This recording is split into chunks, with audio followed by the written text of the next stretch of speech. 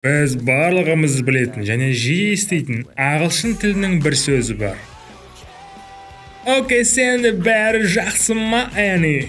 Окей, яғни жарайды, бұл мүмкін әлемдегі ең жиі еститін сөз шығар.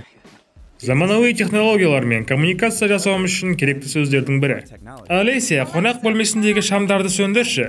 Жарайды. Бәлкім сіз байқамайтын боларсыз, бірақ бұл сөзді сіз күнде қолданасыз. Окей, шын мәнінде нені білдіреді? Және ол қайдан пайда болды? Окей, жақсы. Рахмет.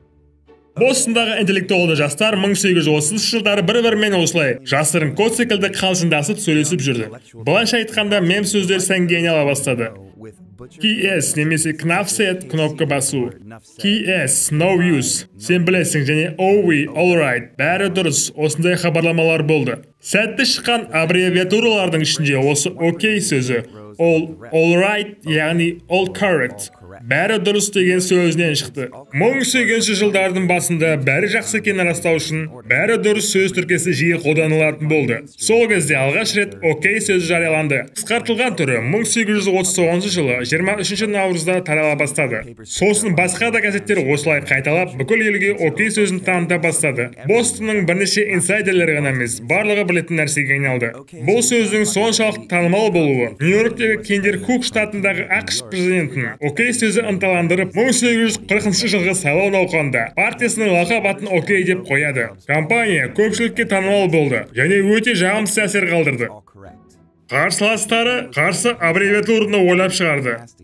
Awful деген лақап ат қойды. Бұл қастандық немесе қорқынышты апат дегенді білдірді. Ақыр соңында тіпті креативті лақап ат та Ван Буреннің белгін сақтап қала алмады. Бірақ бұл окей сөз үшін үлкен жеңіс болды. 1840 жылға президенттік науқан кезіндегі болған жайт американдық ауызекі тіліндегі окей деген сөз ойып тұрып орын алатын болды. Окей сөзі сленг сөзден қоғамға пайдасы тиетін сөзге ауысты. Әсіресе телеграф арқасында. Егер біз көпірді түсірсек, ток эхолотқа қарай ағып кетеді. Екінші жағынан ток электромагнитке кернеу береді және якорды тартады. Якор бранданы төмен түсіріп, хабарламаны шығарады. Телеграф 1844 жылы окей сөзінен кейін 5 жыл өткен соң жарық көрді. Ол қысқа хабарламаларды нүктемелер тіркесімі бар электрлік импульстер түрінде алфавиттің әріптерін білдіретін сызықша түрінде жеткізді. Бұл окей сөзінің жарқырап тұрған сәті болды. Екі әріпті соғу оңай. Оны басқа нәрсемен шатастыру екі талай болды. Ол трансмиссияны алудың стандартты дәлелі ретінде тез қабылданды. Әсіресе ақштың теміржол операторлары кеңінен қолданды. Тіпті бұл 1865 жылғы телеграф нұсқаулығында былай деп жазылған. Бір хабарлама окей деп жіберілмесе, онда хабарлама жіберілмеген болып саналады делінген. Окей сөзі маңызды бизнеске айналды.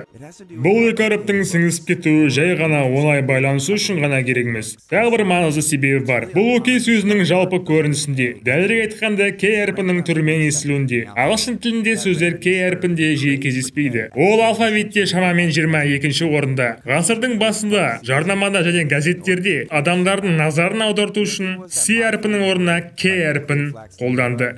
Мысалға, cook, write, пеші сияқты өзгеруі көбірек назарды аудартады. Және де бұл маркетинг жағынан визуалды жақсы стратегия. Біз K әрпін логотиптерде жиі кездестіреміз. Мысалға, cool aid. Осы K әрпі оны есте сақтарлықтай қалдырады. 1890 жылдардағы окей сөзінің Бостоннан шығуын газеттер жаза бастады. Оны қазірдің өзінде ұмытып барады. Кейбір адамдар әлі күнге дейін кейбір мифтерге сенеді. Мысалға, шокто сөзінен окей сөзі шықты деп жатады. Окей сөзінің шығуы түсініксіз болды. Бірақ бұл енді көп мағынаға ие бола қоймас. Себебі бұл сөз біздің тілімізге енді. Бүгінгі таңда біз оны бейтарап растау мақсатында қолданамыз. Мен не айтарын білмеймін. Окей деп айт. Онда шешілді.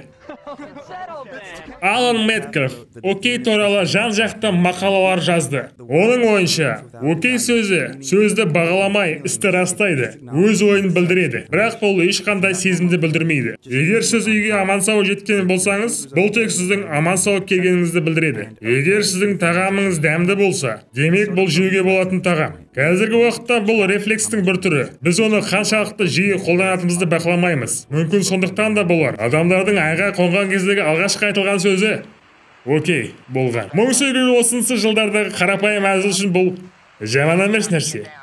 Аударма жасаған креатив бала. Егер ұнаса лайк басып кет. Сау.